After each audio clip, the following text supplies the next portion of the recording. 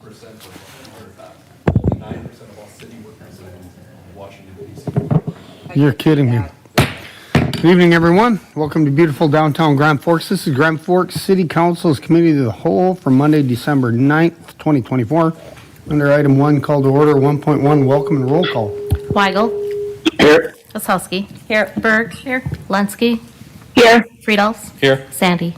Here. And Veen. Here. We have a quorum. Great. Items 3.1 and 3.2 are extensions. 3.1, request for extension of time to complete sale of property, transfer of alcoholic beverage license from BGF Inc., formerly DBA Vinyl Taco. And 3.2 is the request for the extension of time to complete the sale of property and transfer of alcoholic beverage license from GM Grand Forks LLC, former Crooked Pint Ale House.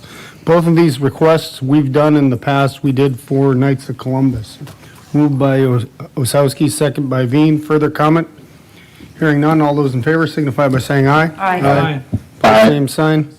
Motion carries unanimously. Thank you. Item 3.3, appointment to Planning and Zoning Commission, Derek Holt to a new term and Andrew Budke reappointed. Moved by Osowski, second by Berg. Further comments? Hearing none, all those in favor signify by saying aye. Aye. Pose same sign. Motion carries unanimously. Thank you. Item 3.4, we're going to discuss and presumably approve budget amendments. A, additional employer contribution to defined benefit pension plan. B, lodging tax remittance to Visit Greater Grand Forks. C, public health grants, the Ryan White grant. D, Water Department Project 8212, advanced metering infrastructure system and meter replacement. And E, police department overtime. The additional employer contribution to the defined benefit plan is additional resources that the city of Grand Forks has to help pay because we're still behind. So we're trying to help beef up the defined benefit pension plan. Do you have a comment or question? Yeah, I have a Osowski? comment and question. If maybe we could vote on them individually. Sure. Okay, thank you. Is there a discussion related to putting the additional couple $100,000 into the defined benefit pension plan? I move approval on 3.4A only. 3.4A, is there a second? I'll second. Second by Friedels. Further comment? Hearing none, all those in favor signify by saying aye. Aye. Pose same sign. Motion carries unanimously. Item 3.4B, lodging tax remittance to Greater Grand Forks. Is there a discussion? I'd like to discuss that one. Okay. I guess I was wondering, I was reading through here and in the better $150,000 to $200,000. I think that is wonderful for our community. I guess what I'm wondering is if maybe that large chunk of money would be better utilized somewhere else. And if not, I guess I would like to know what Greater Grand Forks plans to do with an extra $200,000 in their budget. Is anyone here from CVB or? I Yep. do not have anyone here tonight, but they do report to City Council annually on how they use those funds. But that it's really a pass-through for the city. It was intended, the 3% tax goes directly for tourism activity events through our Greater Grand Forks. But I can, in this week timeframe, get some more information for you to report back before. I City think that's a Council. large chunk of money, and I think with a lot of our other projects that we have going on, I think maybe it could be better utilized somewhere else, like for instance, we got that big grant for the Greenway. You know, that might take a little bit chunk out of our matching if we did that, and that's still tourism-y. And so I'm just kind of wondering if we could maybe take some or all of the additional funds and move them somewhere else. President Sandy, Ms. Osowski, members of council, what I'll do in between time is get some more information from you, if that's okay, and I'll follow up with Ms. Rigg, and we'll get you more background as far as how those funds are used and how legally they can be spent. Great. Thank you. So further discussion about 3.4B, should we preliminary approval and more information next week, as Mr. Veen? Move approval by Veen. Is there a second by Berg? Thank you. Further comment? Hearing none. All those in favor signify by saying aye. Aye. Opposed, same sign. Aye. Motion carries. Osowski dissents. 3.4 public health grants, the Ryan White grant. I move approval on that. Osowski, second by Berg. Further comment? Hearing none. All those in favor signify by saying aye. Aye. Opposed, same sign. Motion carries unanimously. 3.4D, paying for metering infrastructure early instead of next year's budget now. We'll pay for it now. I don't agree that the city pays for this at all. I do not think that it helps strengthen the security of our infrastructure, but I'm ready to vote. Thanks, Ms. Osowski. Ms. Berg, moves approval. Yep. Is there a second by Friedolfs? Thank you. Further comment? Hearing none. All those in favor signify by saying aye. Aye.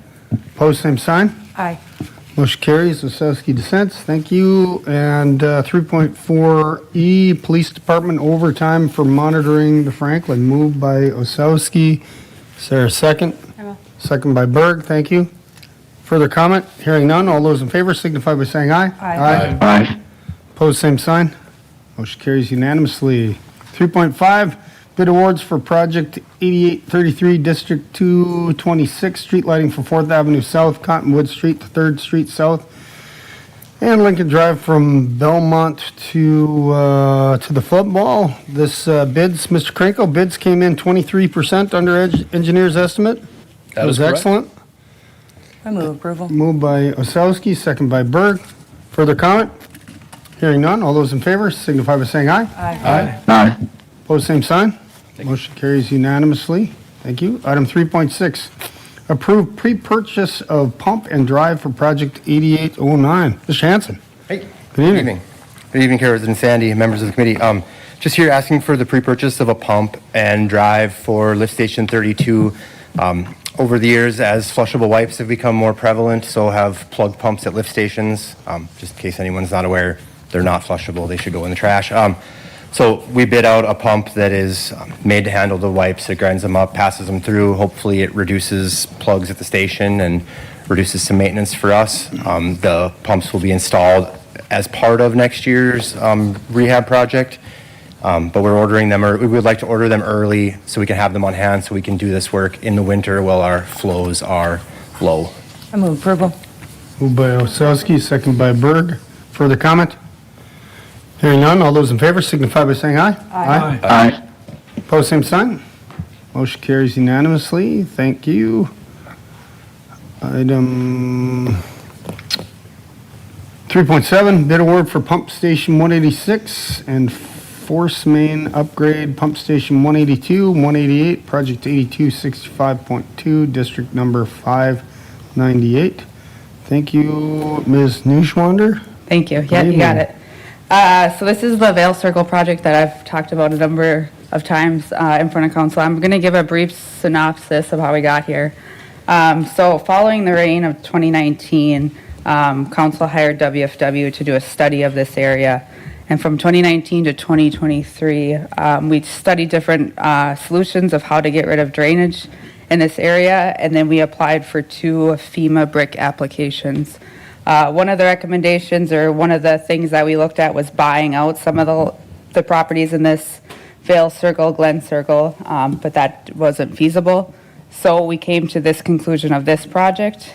And in April of 2023, we accepted the funding from the North Dakota Hazard Mitigation after we were denied twice from the FEMA brick application. And then July of 2023, we created the special assessment district for this area, which is included on the last page of your staff report. And then July, so a year later, we finally awarded the bids to ICS for the general work of the station for 186, 188, and 182. Same with mechanical to McFarland and Sun Electric for the electrical. We didn't receive any bids for the force main at that time.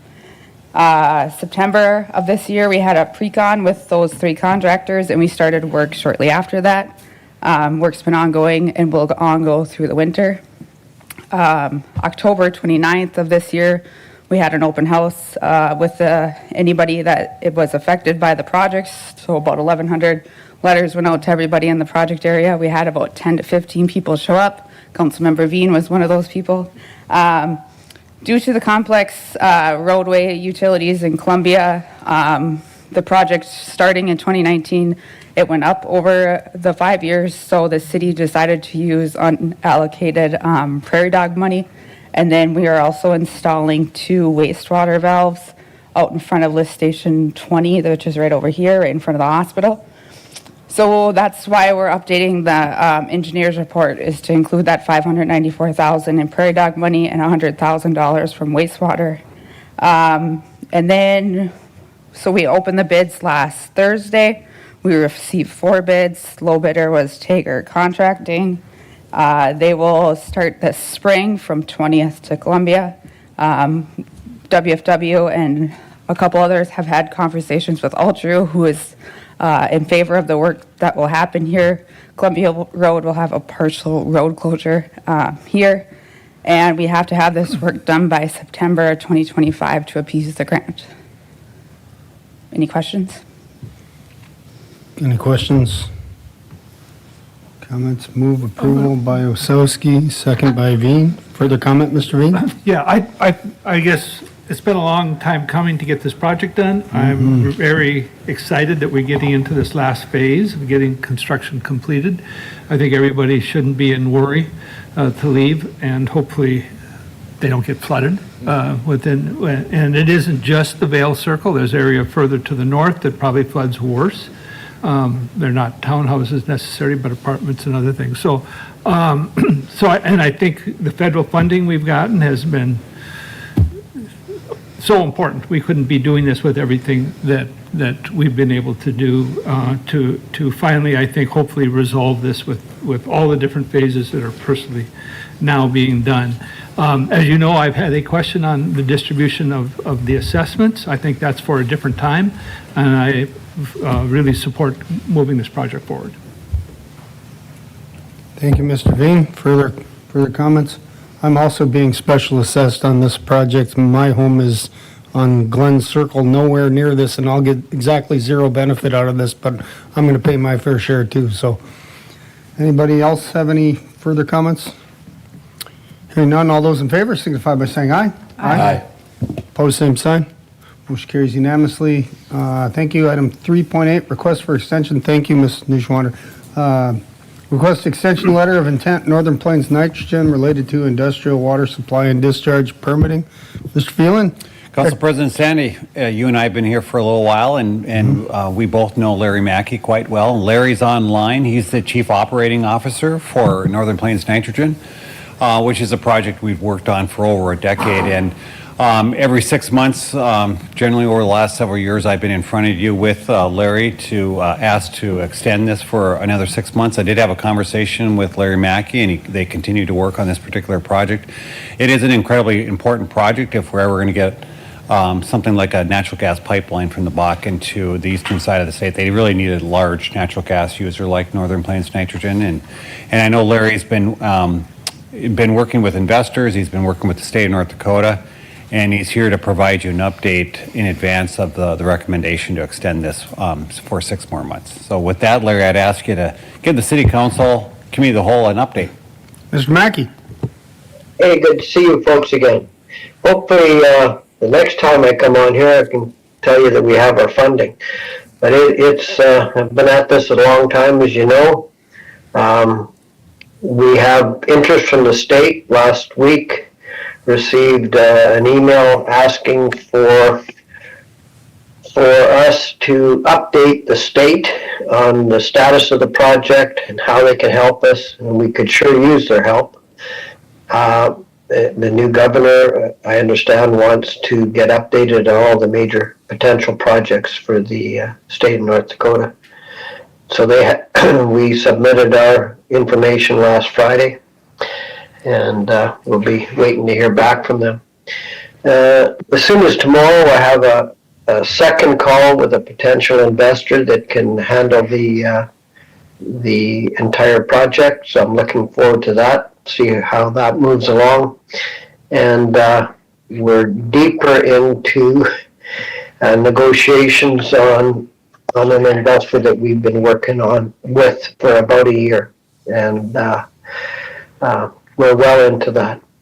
So the last time I was here asking for an extension, I thought, and I probably said that we're going to get the funding and move on, but here I am again asking for the 6-month extension, which I'd really appreciate if you grant that to us. Thank you, Mr. Mackey. Anyone have any questions? Moved by Osowski, second by Berg. Further comments? Hearing none. All those in favor signify by saying aye. Aye. Opposed, same sign. Motion carries unanimously. Thank you, Mr. Mackey. Have a good evening. Appreciate you being here. Yeah, thank you, folks. Bye-bye. Item 3.9, Red River Valley Water Supply Project Agreements, Parts A, B, C, D, and E, the overview, assurance policy, memorandum of commitment, interim financing agreement, Series D, small systems amendment, and interim financing agreement, Series E. Mr. Phelan. Council President Sandy, members of the committee whole. We have several things in front of you this evening. First off is there's an assurance policy, and I want to go over that with what that means, because that leads into the further agreements that I will discuss.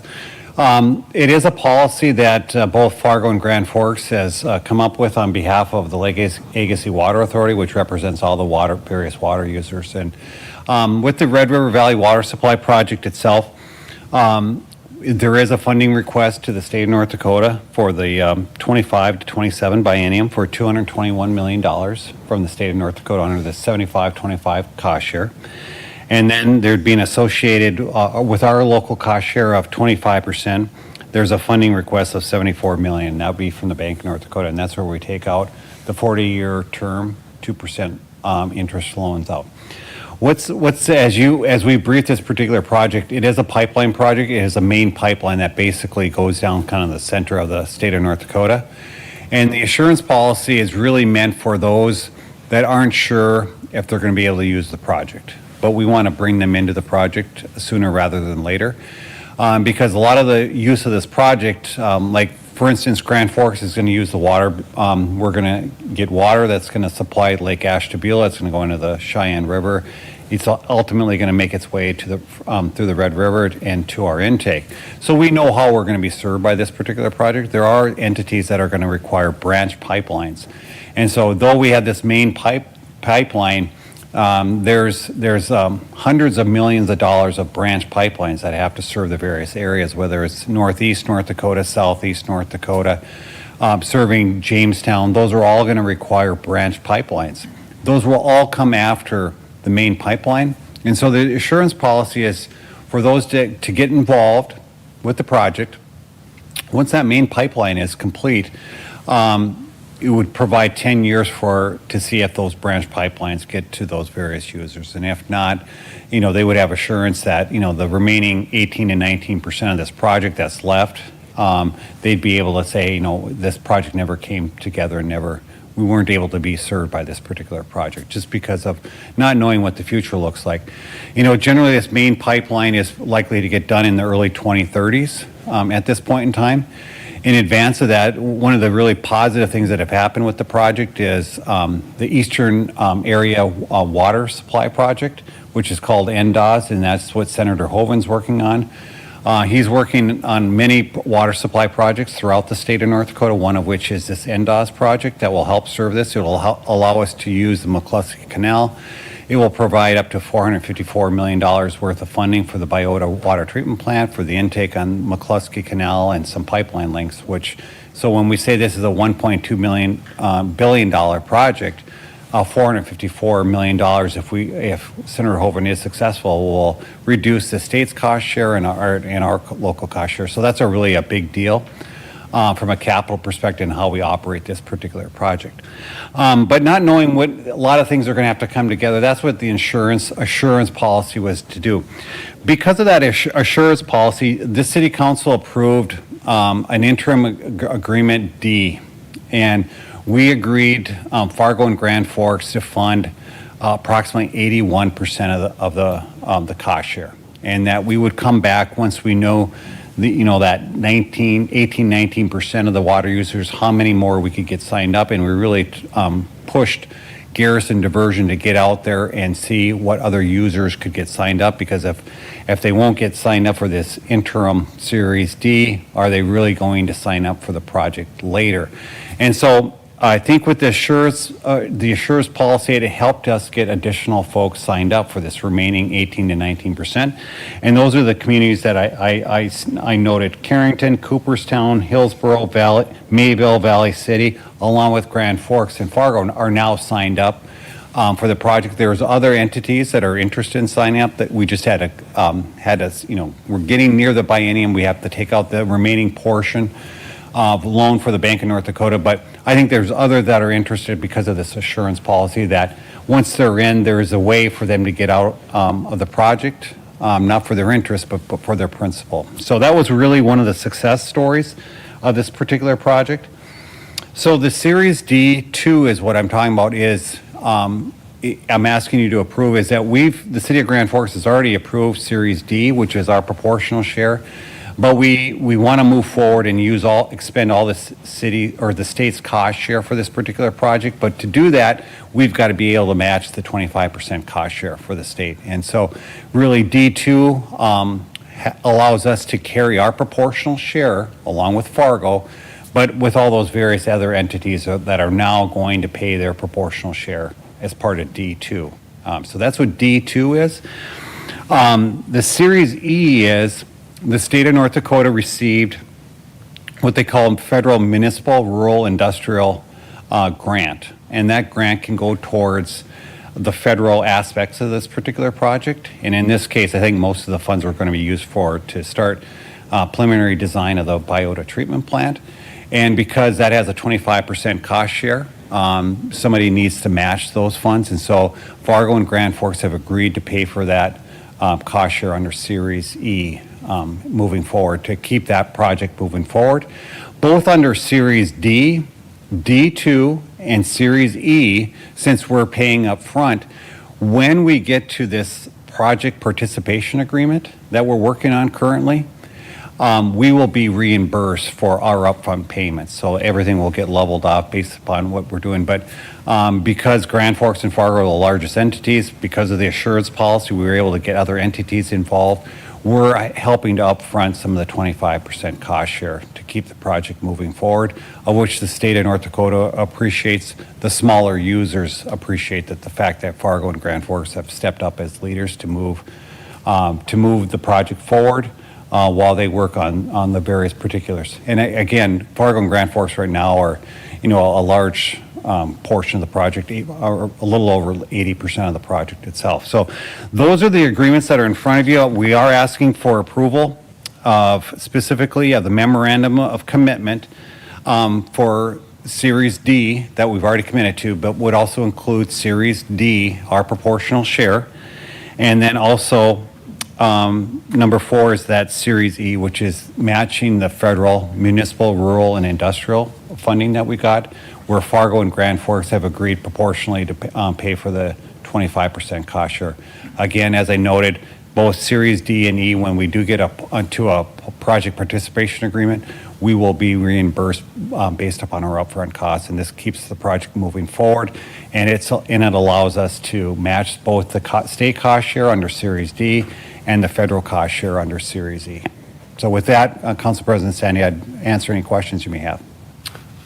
Questions? Ms. Osowski, yes? Yeah, I just want to, sorry, I just want to better understand. So the main pipeline should be completed about in the early 30s, correct? And then when you were talking about, you know, like Valley City and Jamestown, they will have to have the branch offs, right? And obviously those will come after the main line. So but if they don't get a branch off, we're not going to have to cover their portion, correct? Then they're just out of the project completely? Yeah, I would say this allows, 10 years from, completion of this the main Okay. pipeline. That gives them 10 years to see, is there going to be a branch pipeline that they will service them? They'll have to work similar to what we've done with the state of North Dakota, where we have a 75% cost share and a 25% local cost share. We'll have to determine how will those branch pipelines be funded. And if there's a local cost share on those, who will pay for that local cost share other than where it's intended to go past at this point in time? Okay, so we're kind of assuring the main portion of the We are, pipeline. without the main correct? pipeline, branch Right. pipelines cannot work. And you can see Okay. most of the entities that are agreeing to participate, all those smaller communities from Carrington to Valley City, they're all going to get service from the main pipeline in some form or fashion. So they have reasonable security that they're going to be able to be served with the main pipeline project. Okay, thank you. Mr. Veen? Just a couple of quick comments here. Just kind of in summary, this project has been in the planning stages for decades. And to see it actually at the point that it is today and as it's moving forward is pretty monumental for all of us in eastern North Dakota, but Fargo and Grand Forks have been the leaders in making this happen. And really, to be honest with you, water security is one of the most critical infrastructure things we can have just purely for our existence. I would also like to thank Mayor Boschensky and Todd and Dan for all the work that they've done to get it to this point. It's been a lot of meetings, and the thought process for this assurance policy is one way to keep the project and people involved in it. If they decide not to and we end up buying it out, I think it's probably one of the best investments we can have to have additional access to water for the future. It's something we'll never lose. I think we'll always be grateful for. So I would like to make a motion to approve, I think it's B, C, D, and E for all four of those areas, I guess, and I'd make that motion. Thank you, Mr. Veen. There's a motion. I second, Second but I by have a Osowski. Further question. comment? Yeah. Ms. Osowski? So my question is, when we look at things like this, if you pull up the staff report, it always says subject to review and approval of the city attorney. Obviously, Mr. Gosted has seen all of these things. Shouldn't it be upon final approval of the council? I don't understand that statement that's on so many of our staff reports. Council President Sandy, we like to do that because, ultimately, these agreements have to go through the City of Fargo, Lake Agassiz Water Authority, Garrison Diversion, and even though we think we're in final draft stage, we still want our city attorney, in this case Dan Gostin, to do one final review, or if there's some modifications, and any substantial modification we'd bring back to you as part of, but this is more kind of for a final review of all these agreements, just as a, crossing the T's and dotting the I. Okay, but it doesn't have to do with things changing, things won't change, and then Mr. Gosted is the final approval, correct? Yeah. We like to have Mr. Gosted as our final backstop, and so it gives us better security knowing that it makes us feel better to put a comma and then say subject to his final review and approval, just in case if there's some final things that are edited that are not substantial, but at least he's been able to put his eyes on it before it's final signed by Mayor Boschensky. Okay, if things like that happen, then going forward, if there are things that are changed in between us approving them as a council and Mr. Gosted approving them, can we have that in writing going forward? And not just on Red River, not just on the water supply issue, but just on almost anything then, because I guess to me, when it comes to council, I feel that once we approve it, then that's it, instead of making changes and being finally approved by our attorney.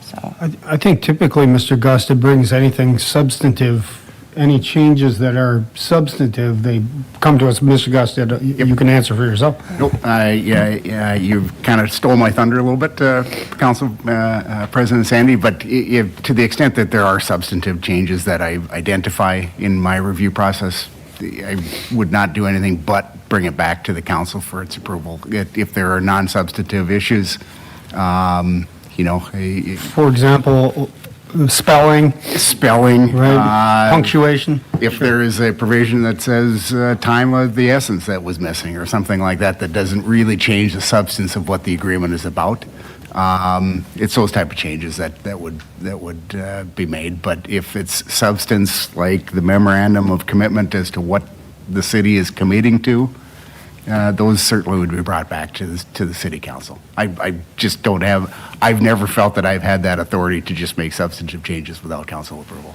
okay, thank you. President Sandy, if I could also introduce Brent Bogard is online. He works for A2S, and he's been working with Lake Agassiz Water Authority kind of as our advisor, and as we work through. So I just wanted to take the chance to introduce him and have him say greetings to you, and you'll likely be seeing him more this next year. Also, before I ask him to introduce himself, we are working with Brian Nazarenas, who's our attorney. You guys have approved that, so he has done significant work in reviewing this project participation agreement. We've also hired a technical expert too in Precision Water Resources Engineering. They've done a lot of work on the water modeling.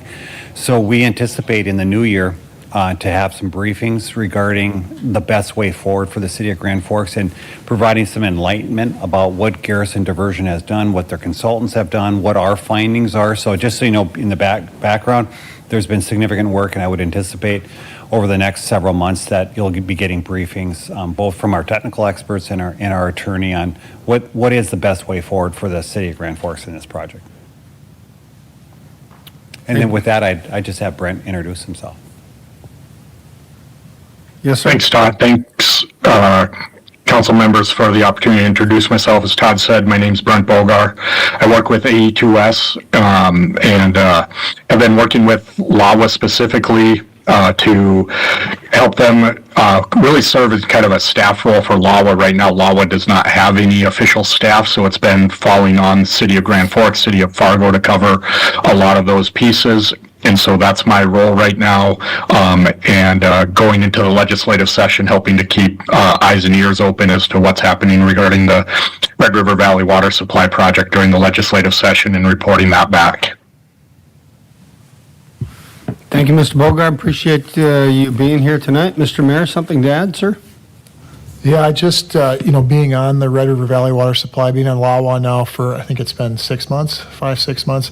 There's going to be a lot of work going into session, and then ultimately we're on the verge of signing a project participation agreement. There's going to be a lot of work the next 6 months. We don't know exactly when that final agreement will be signed, but until that's signed, we're only committed to what we're up to date. And I think the insurance policy, that was something that really came out of some meetings reviewing Garrison. It spent something like $800,000 or $900,000 to try to sign up other users, and if they signed them all up, they're only going to get $1 million back. So we came up with an insurance policy that cost us zero. Actually, they'll carry some of the financing, get some benefit of being a part of the project earlier when it's cheaper. It all made a lot of sense. So our commitment is to try to make this as inexpensive for our water users in Grand Forks as possible.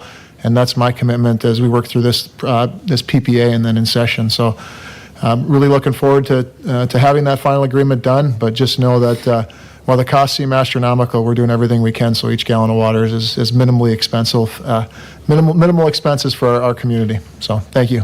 Great, thank you, Mayor. Any other additional comments or questions? There's a motion and a second on the floor. All those in favor signify by saying aye. Aye. Aye. Pose same sign. Motion carries unanimously. Thank you very much. Item 4, City Council Member Discussion Matters. Ms. Wasowski, No, thank you. Ms. Berg, No, thank you. Mr. Friels, No, thank you. Mr. Bean, Ms. Lensky, No, thank you. Mr. Weigel. No, thank you. All right, thanks, everybody. Is there a motion to I move adjourn by adjournment. Wasowski, second by Berg? All those in favor signify by saying aye. Aye. Aye. Opposed, same sign. Motion carries. We're adjourned. Thank you.